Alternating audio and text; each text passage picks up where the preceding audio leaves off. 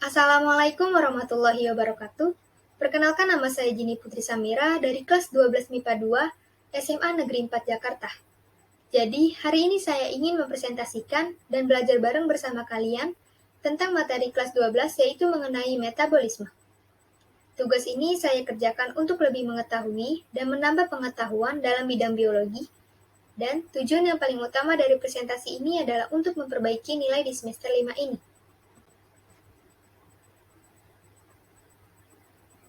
Jadi, apa itu metabolisme?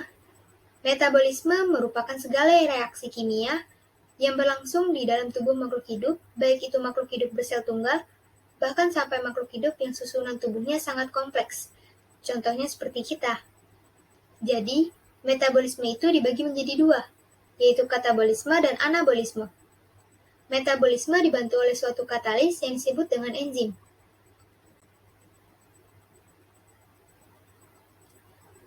Ada yang tahu apa itu enzim? Pengertian enzim adalah biokatalisator organik yang dihasilkan organisme hidup dalam protoplasma, yang terdiri atas protein atau suatu senyawa yang berikatan dengan protein. Selanjutnya ada komponen enzim. Komponen enzim yaitu opoenzim dan gugus prostetik. Opoenzim tersusun dari protein dan juga bersifat labil terhadap suhu dan pH. Selanjutnya ada gugus protetik, bukanlah protein. Gugus ini dibagi menjadi kofaktor dan koenzim. Kofaktor merupakan molekul anorganik, sedangkan koenzim merupakan molekul organik. Keseluruhan dari komponen ini disebut dengan holoenzim. Selanjutnya ada sifat enzim.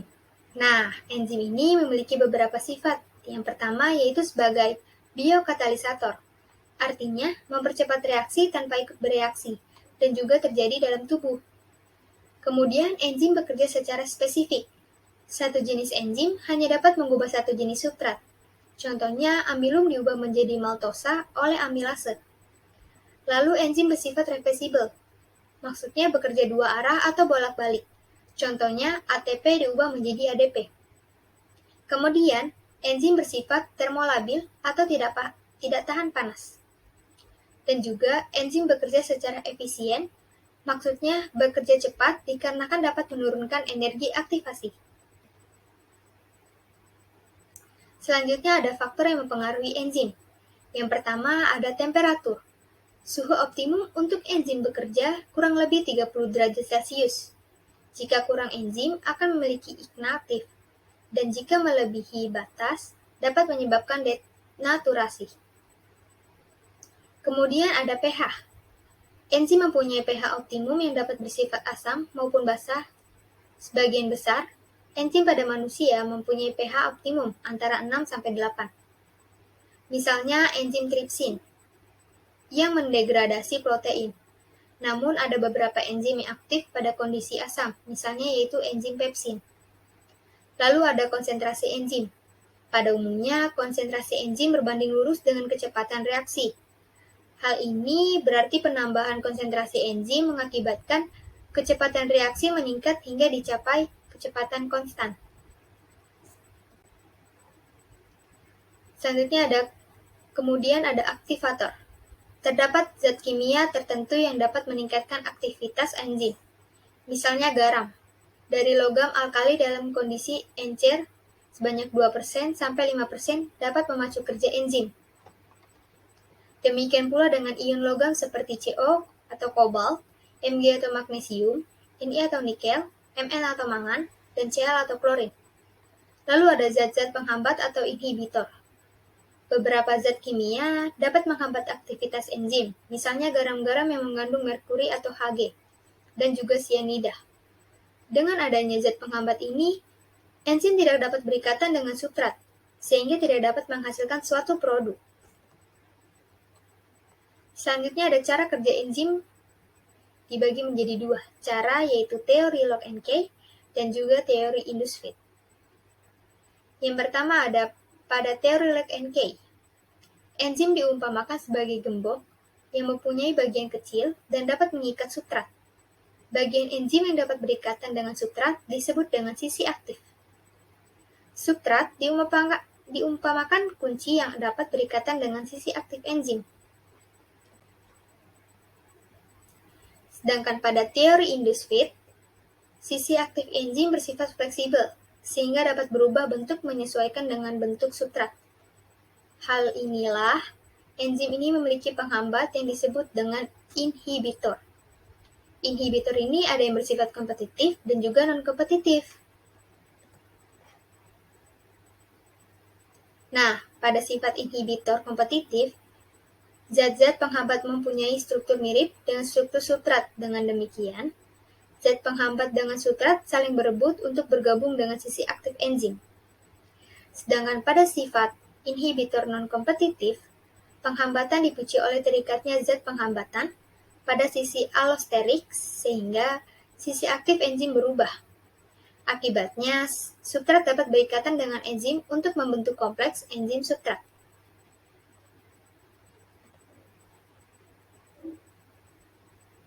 Selanjutnya yaitu ada katabolisme. Apa itu katabolisme? Katabolisme merupakan reaksi penguraian senyawa kompleks menjadi senyawa yang lebih sederhana. Biasanya penguraian ini untuk menghasilkan energi. Jadi contoh dari proses katabolisme ini yaitu respirasi. Nah, contoh reaksi respirasi yaitu O2 ditambah C6H12, O6 menjadi CO2 ditambah H2O ditambah ATP. Respirasi pun dibagi menjadi dua, yaitu ada respirasi aerob dan anaerob. Selanjutnya ada respirasi aerob, merupakan proses pembentukan energi yang membutuhkan oksigen. Adapun tahapan dari respirasi aerob yaitu glikolisis, dekarboksilasi oksidatif, siklus Krebs, dan juga transfer elektron. Selanjutnya ada respirasi anaerob, merupakan proses pembentukan energi yang tidak membutuhkan oksigen. Contoh peristiwa respirasi anaerob yaitu pada proses fermentasi. Fermentasi ini juga terjadi pada jaringan otot yang kekurangan oksigen, karena aktivitas yang berlebih dengan hasil aktif berupa asam laktat. Contoh reaksi dari fermentasi yaitu glukosa diubah menjadi 2 asam pirufat, kemudian diubah menjadi 2 fosfonol pirufat, dan kemudian menghasilkan 2 asam laktat. Nah, sayangnya respirasi anaerob ini hanya menghasilkan 2 ATP. Selanjutnya ada yang disebut dengan anabolisme, kebalikan dari katabolisme.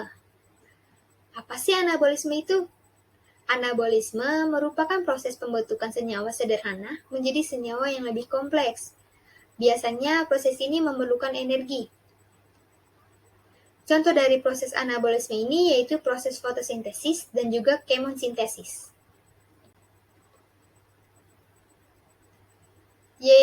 Yaitu fotosintesis. Fotosintesis merupakan proses penyusunan zat organik yaitu gula dari zat anorganik seperti H2O dan CO2 dengan bantuan energi cahaya matahari. Contoh reaksi fotosintesis yaitu CO2 ditambah H2O ditambah ATP.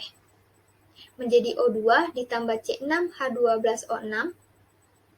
Fotosintesis ini dibagi menjadi dua, yaitu reaksi terang dan reaksi gelap.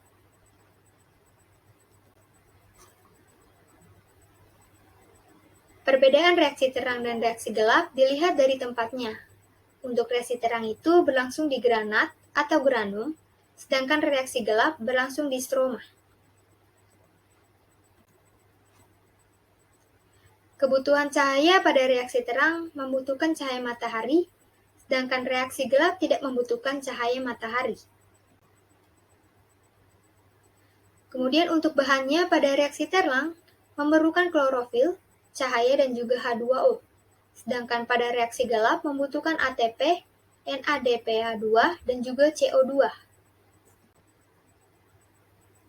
Kemudian untuk produk yang dihasilkan pada reaksi terang yaitu ATP, O2, dan NADPH2. Sedangkan pada reaksi gelap, yaitu menghasilkan glukosa.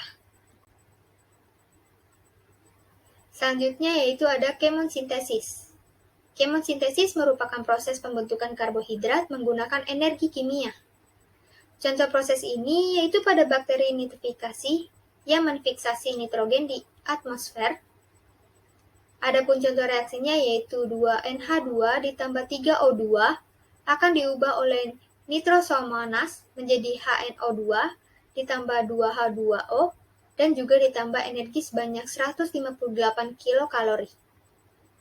Kemudian pada 2HNO ditambah O2 akan diubah oleh nitrobakter menjadi 2HNO3 ditambah juga energi sebanyak 43 kilokalori.